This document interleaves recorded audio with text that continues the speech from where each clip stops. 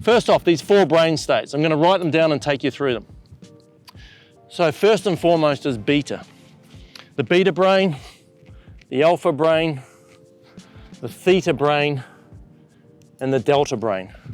Let me describe them first. Beta, think of it as the box, in the box thinking. This is your brain humming. This is how you are most of the time, using your talents, your thinking talents to get the jobs done, calling on everything that you know already to do what's in front of you to get done. Beta, we're in beta most of the time. Alpha brain is the creative brain. It's the Zen brain. It's a place of singular focus. It's when our brain starts to slow down. We know this really well. We spontaneously start to come up with thoughts and ideas. It's when we're in the creative space. But we're still conscious. Then there's theta. Theta, now we're slowing down even more, and now we're asleep, we're unconscious. But theta is the dreaming brain. It's the place where REM occurs, rapid eye movement. They think that dreaming happens because all of the stuff that's been going on through the day, your brain makes sense of it through the metaphor of stories, which is brilliant, and lands all of those stories somewhere in this space because we're always taking in all this amount of data and landing it somewhere. Delta, now, so we're slowing down, almost no brain activity in delta at all. It's the comatose brain. So none of that energy that you use to run your brain, which uses the most energy in the body, none of it's happening up here, it's all happening in here. So cellular recovery, body processes are going on and using that energy in delta brain. Those are the 4 brain states. Let me quickly walk through a normal day of how we use these 4 brain states. And stay with me on this and then paint your own experience on top of it, because I'll do this relatively quickly. But find yourself in these 4 brain states. So we're going to start at night between theta and delta.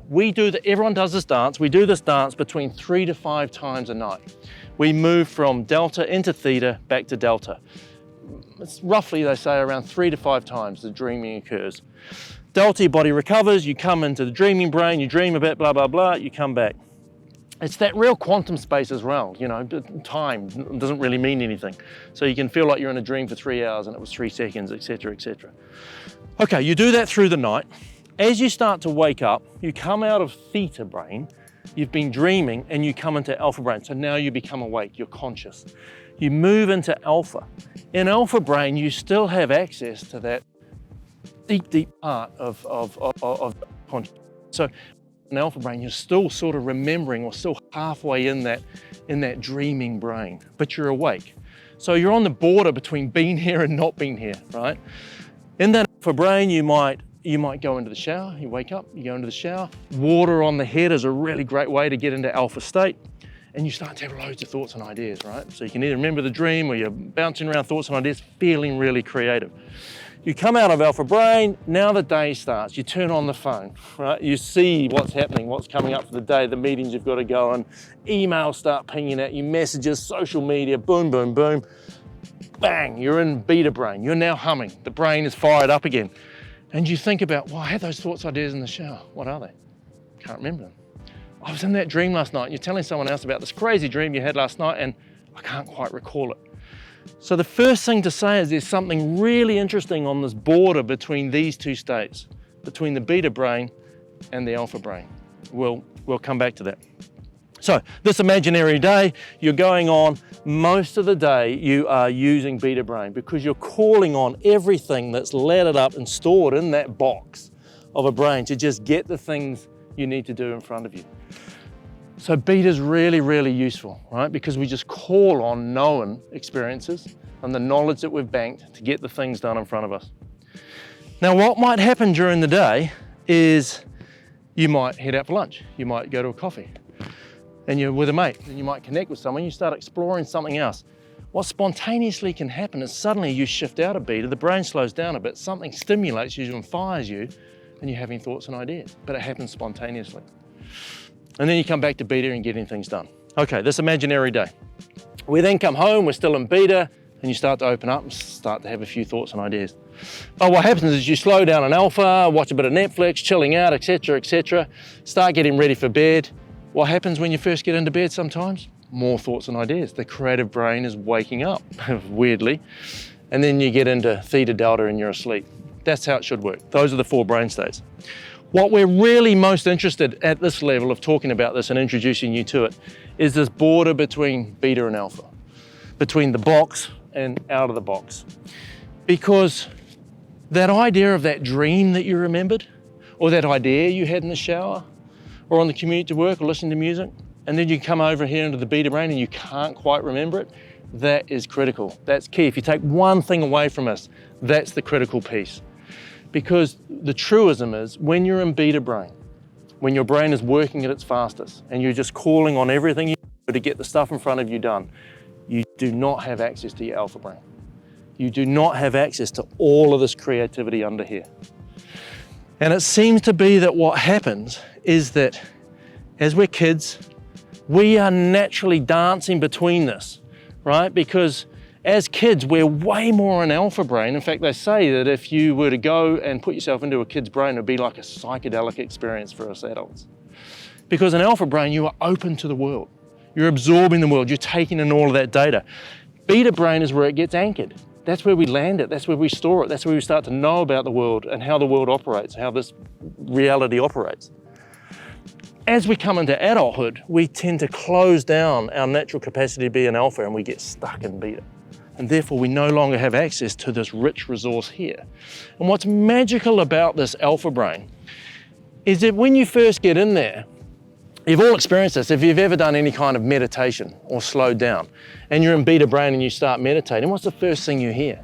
Noise, thoughts. It's all blowing around your brain. There's just a lot of shit going on in there because that's what beta is like, the noise of every day. If you can overcome that and get past that and you slow down into this alpha brain, what's this like? It's quiet, it's soft. Hear the sea, right? It's the slower pace. And waiting in alpha for us is all these magical thoughts and ideas that all of this has been working on, right? Sitting there, making our brains, making the new combinations between all of this data and coming up with these new ideas, but we can't hear them if we're only ever in beta. We need to think about all of those things that help us individually inspire us to be alpha. Now, I've mentioned some of them before, but they're gonna be on a daily basis, listening to music, having coffee with friends.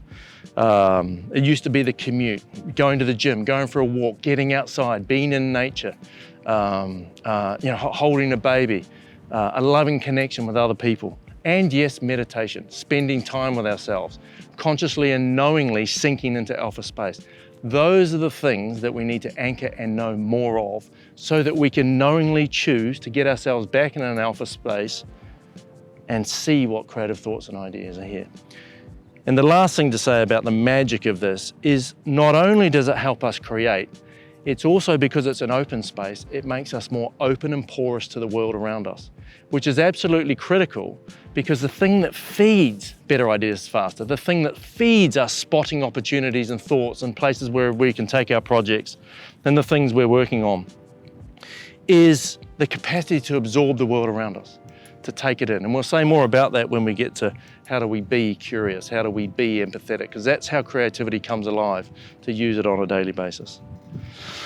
And then finally, the thing about why beta and alpha is so critical for us, and there's more to say about theta and delta, we haven't got time for that, is, look, it's really hard on your projects, you'll have noticed this, to track at the start of a project some genesis of thought and an idea, and by the time that makes it out to market, it's really hard to quantify that the value created here started here.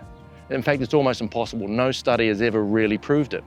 What they can prove about creativity is that creative people are happier. That's about it. That's what the science proves, that those who are creative and use their imagination are happier people. What does happier mean? A greater sense of health and well-being, right? So at the very least, one of the key drivers of you rediscovering your innate capacity to be creative and doing more with it is going to make you happier, right? But then in that happier space, we can be better for ourselves, better for others, better degrees of collaboration, and add more value for what we're doing at work.